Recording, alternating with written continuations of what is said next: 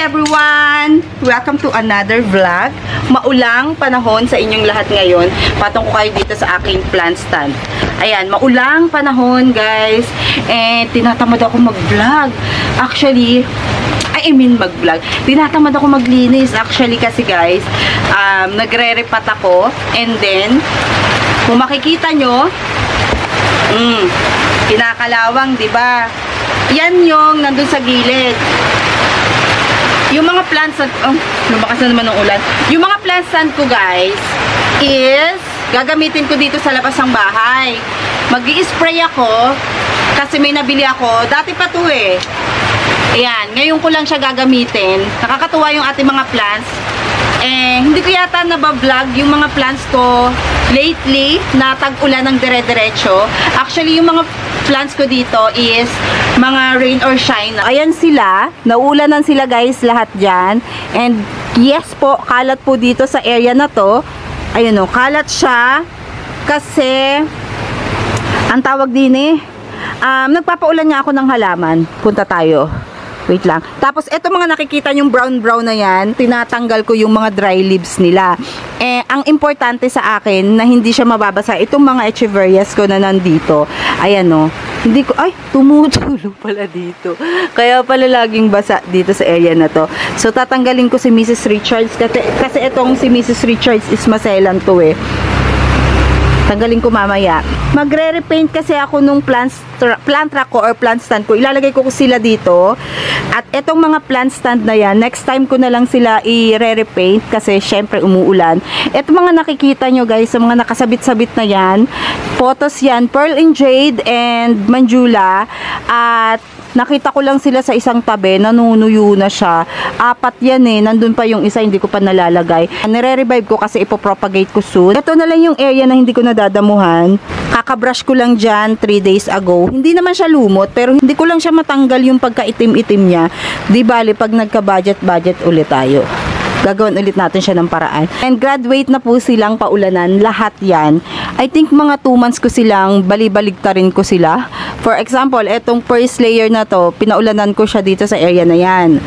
Tapos, 3 to 4 days ko sila bago tanggalin pag dire-diretso ang ulan. Minsan naman, 3 days pag dire-diretso, yes. Pero pag hindi dire-diretso ang ulan, mga 4 days, 5 days, ganyan. Tapos next is itong layer na to. May mga dyan, may nabulok dyan katulad ni Sulubon. Ayan o, may nabulok dyan. Tapos yung area na yon, hindi ko siya lapitan natin. Nawala na ulit yung ulan eh. Nang-aaning yung ulan kasi pag magbablog ako, umuulan. Tapos pag nag-stop ako, nawawala. So, etong area na to, hindi na siya tinatanggalan. Ito yung nangyayari sa aking lovely rose. Oh. Bumubuka siya guys. Yan, bumubuka siya pag nauulanan siya ng dire-diretso. Rain or shine na tong si lovely rose ko na to. And then, etong mga to, hindi to ganyan dati eh. Ang itsura, mukhang nakikilala ko na sila. Ito yung sinabi ko sa inyo before na galing siya sa China. Ang mother nito is eto. Eto oh. Kailan ko lang siya nilagay dito. So, maliliit yung kanyang tubo. Kasi nga, hindi naman sila sanay sa sa dire-diretsong ulan. Tapos eto, nalusaw siya. Etong area na to pala, ang hindi ko pa siya naayos. Ito. Kasi nga, nilalapag ko yung mga halaman ko dito na pinapaulanan. So, etong mga to, tatanggalin ko na. Ganyan yung itsura ng ating garden. Niluwagan ko lang to. Ulit. Ayos na siya nung nakaraan pero niluwagan ko. Pwede naman siyang walang UV plastic na kasi rain or shine na sila. Pero kasi pag wala siyang UV plastic, yung mga echeveria ko, matatamaan siya ng ulan. Kawawa naman. Hindi ito pang ulanan eh. Tingnan nyo si Maddie ba ko nabigay sa akin. Hindi kasi ito pang ulanan, yung mga nandito. And kakaripat ko lang ng mga yan kasi nagpalit ako ng mga paso. Ayan o, kakaripat-ripat ko lang yung mga yan. Ito, ilalagay ko na siya sa ulanan. Tingnan nyo yung nangyari sa ating nakalagay kasi ito sa likod eh. So, ayan yung nangyari sa ating bashful. Kaya yun, kailangan ko silang ilipat ng pwesto. Tapos meron pa akong mga ibang succulents dun sa dulo or sa gilid. May mga succulents pa akong iniwan dyan. Tapos, ano pa? Ay, basta mga naripat-ripat ko sila guys eh. Hindi ko na alam kung ano na nangyayari dito. Lahat guys. Ito rin, naripat ko rin yan. Yung ibang rain or shine na iniripat ko, syempre maninibago sila. So inilagay ko muna sila sa area na yan. Ito, niripat ko din to. Lahat yan niripat ko guys. Ang next na gagawin ko dito is magre-repaint ako ng umuulan. Tingnan nyo guys. Oh, gaganda diba? Pag rain or shine sila, magaganda talaga. Sanay na sila sa rain or shine. Meron ako ditong Harry Watson na nasa loob. Yung nasa labas ko guys, nagkaroon siya ng freckles. Tingnan mo. Ayan o. Ito. Marami yan. May mga anak-anak. Nagkaroon siya ng freckles guys. Good thing na lang dito sa area ko is hindi naman siya bumabaha. Pero syempre, ingat-ingat tayo sa bagyong Krising kasi hindi na yata Krising ngayon. May papasok na next bagyo, yung Dante yata. So ingat-ingat guys. Ako okay lang sa akin na medyo makalat dito sa garden kasi inaalis ko yung mga area na natatamaan ng ulan. Doon sa iba nagtatanong ay nagsasabi na palitan ko na raw to. Hindi ko kasi masabi na kailangan kong palitan muna kasi may gagawin dito. Nag-iipon lang ako ng budget para mapaayos siya ng permanent. Pero kasi rain or shine na to kaya hindi naman ako nag-worry. Wag lang natin, asahan lang natin na may mamamatay at mamamatay pa rin talaga kahit naka-rain or shine. Ako kahit matagal na akong nagsasucculents or mga naghahalaman, kahit anong halaman, kahit matagal na ako ilang taon na, is namamatayan pa rin ako. Diyos mio, huwag sabihin ang galing-galing ko mag-alama. Hindi guys, namamatayan pa rin tayo ng plants pero naliles na yung pagkamatay. Di katulad dati, patay agad, diba? Ngayon, okay na eh. Tingnan nyo yung pinropagate ko na hindi ko alam kung nakita nyo to na pinropagate ko. Si Ellen Hybrid, ayan pinutol-putol ko siya kasi ang pangit na niya nung nakaraan. So yung mga yung mga pinagpropagate ko sa kanya is andito. Ayan, naulan na nang hindi sinasadya. Yan. Okay lang naman, buhay naman siya. Nasa pa yung isa, dalawa yan eh. Ayan. Ay, ito pa pala yung isang halamang ko na kailangang ilagay dito. So, tara, mag-repaint na tayo. Lumipat lang ako dito sa kabilang bahay kasi umaanggi doon. Sino ba naman yung nagpipintura ng tag-ulan? Ako lang. So, eto na ang gagawin ko.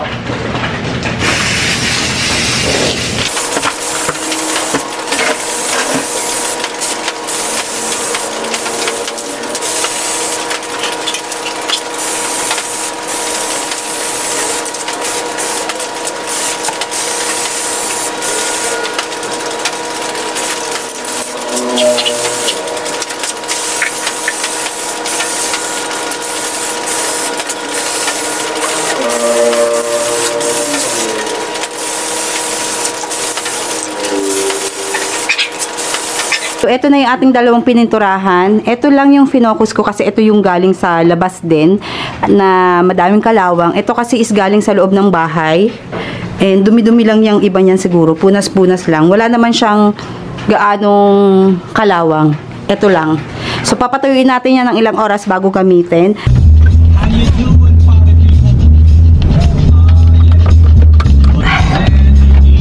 Uy, muna tayo, mag-post muna tayo. Ano ba? Paano ba tayo post?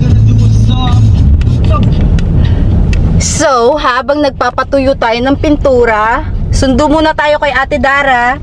Kasi first day of school niya ngayon, July 21. And nasuspend yung kanilang klase. Late na nagsuspend, 1:00. So ngayon, pupuntahan na lang natin dito sa SM San Jose del Monte. Kasi, syempre kasama to, Buyinggit, kasama lagi siya. Nandun na daw siya eh. Nagpintura pa kasi ako, late na akong, late ko nang nabasa yung message niya.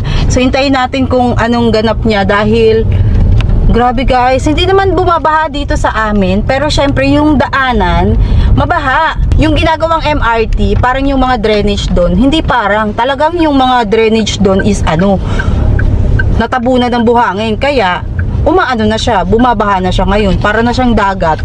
And traffic daw eh. Kanina pa siya nag-message na nandun na daw siya. Kala ko malilate ako pero nandun pa rin daw siya. Wala daw galaw-galaw. Kaya yun yung sabi ko sa kanya. Uwi agad. Dahil Ano ba? Sobrang lakas ng ulan. Ngayon lang tumila. Sana...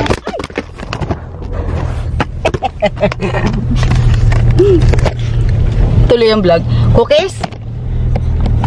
Ito naman kasi. Ano ba?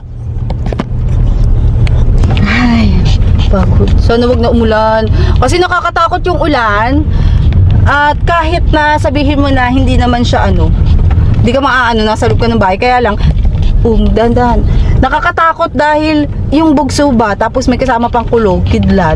Natatakot ako. Ilang beses ako nagising. Actually, mga 10, natulog na ako. Nagising ako ng 11:30 dahil ang lakas ng ulan at hangin. Oo, tapos nakatulog ulit ako. Nagising ako ng mga 1:30. Paputol-putol yung tulog ko dahil natatakot ako sa ulan na sobrang lakas. And hindi na ako nakatulog ng mga magti 3 o'clock. Bumalik ako ng tulog siguro mga 6 na. Wala na siya ulan. Pero pagising ko ng umaga, ang lakas pa rin ng ulan. So ingat-ingat guys. Kasi tapos na yata, habagat na yata to kasi si Bagyong Krising umalis na. Pero may nabasa ako sa news na may bagong bagyo, si Bagyong Dante naman daw. Dante or Dantes. Hindi ko lang sure kung totoo yun ha. Kasi na ko lang, na swipe ko lang. Nag-i-scroll ako. And gusto ko ng pandesal. May nagtitinda kayang pandesal ngayong ganito oras. Dito sa video, sobrang ganda ng lighting or maliwanag, pero sa totoong buhay, madilim. Para siyang 6 o'clock na ng hapon. Ang lungkot ng panahon. Siya. Nagwawala kasi si Cookies. Hindi man siya nagwawala, yung malikot. Kasi gusto niya, pag bumabiyahe, may tugtog na rap. Pinatay ko muna. Ayan na. Wag mo naman ako i-booking, mama. Ayan. Ayusin ko rin tong camera ko dahil may napindot ako. Sobrang liwanag yata nung video ko. May sinundan lang ako. Gusto ko lang mag-reset nung aking camera. And then, may sinundan akong video sa YouTube. Parang ang liwanag naman ng bonggang-bongga nito. Mamaya ka na kumanta. Ito kasi natutulog si Cookies ng may tunog, may sounds na rap. Parang ang sarap din ng turon ngayon. No? Bili tayo turon. Ay, may turon pala ako sa bahay. Kaya lang wala siyang langka. Ang sarap ngayon ng tutong. Alam mo yung tutong? Ginataang munggo. Kumakain ka ba doon? Ha? Oh, kain tayo, gawa tayo na. Anong oras na ba? Wala pa naman 3. 2 o'clock pa lang. Ang school ni Dara is late nag-announce. Sino ba ang mayor ng Quezon City? Late nag-announce. Ang layo ng kanyang school. Kasi na siya lumipat na siya ng school ngayong senior high. So ang layo na niya. Hindi naman magpapa-video yun. Pag nakita natin, tingnan natin. Kamusta ka, Dara? Kamusta si ate? Teka lang, kukuha ko ng lagay na ice. Nakapag SM tuloy kami ng di oras. Ate, hi ka! Okay na? Ay, hinalikan ako. Ayan, si ate. Pagod na pagod, let's go! Gusto mo sa malayong school? O sige ka mo magdusa ka, ate. Si Tita Chacha mo tumatawag daw sa'yo Kaya nga. Bago ka lang dito? Bago lang. Hindi ka lumampas? Hindi. Sabi ni tita mo, kawawa naman si Dara, hindi alam yung kung nasa na siyang lugar. Picture lang sinisend. Ay, tumutunog. Ay, nakapasok pa ako ng Dara. SM, naka-chinelas ni daddy na sira-sira. Tingnan niyo yung suot ko. Ganito pa ako, bumili kami ng avocado. Diba, okay? Ang daming nag-hi. Thank you po sa nakakilala kay Cookies. Si Cookies pa nakilala. Sabi ko, si Cookies.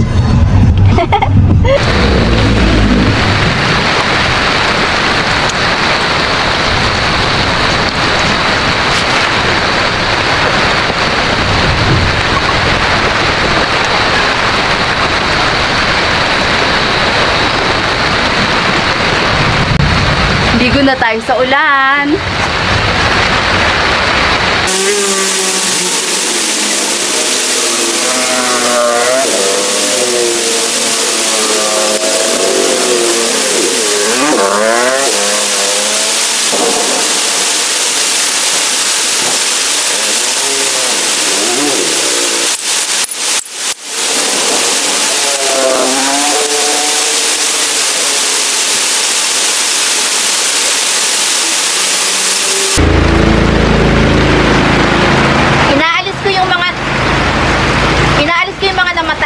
gymno kasi dun sa isang area merong namatay na mga, siguro mga 10 pieces or mga 7, 6, ganon.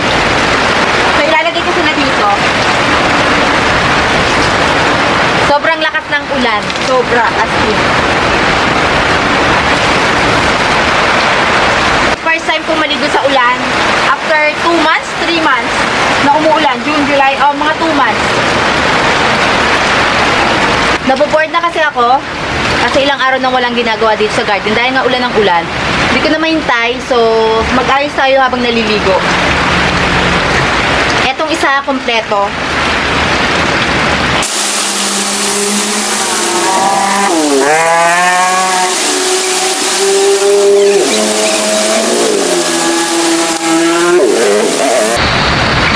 Grabe, ilang buwan. Ito lang yung damo.